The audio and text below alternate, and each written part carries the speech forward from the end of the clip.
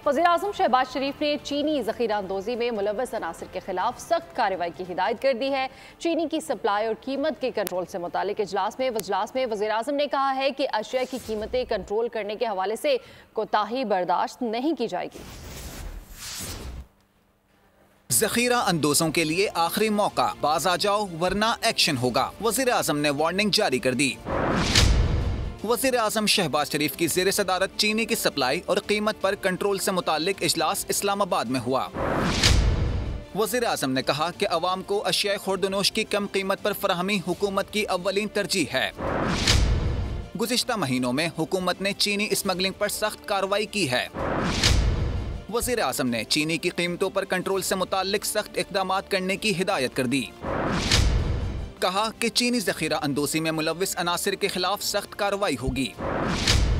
वज़ीर-ए-आज़म को ब्रीफिंग देते हुए बताया गया कि इस वक्त मुल्क में चीनी का वाफिर स्टॉक मौजूद है। सूबाई सतह पर चीनी कम कीमत पर फरोख्त के लिए फेयर प्राइस शॉप्स कायम की गई हैं। इजलास में वफाकी वज़रा इसहाक डार, एहसन इकबाल, अहद छीमा, राना तनवीर हुसैन समेत दीगर ने शिरकत की। चारों सूबों के चीफ सेक्रेटरीज ने भी बजरिया वीडियो लिंक इजलास में शिरकत की।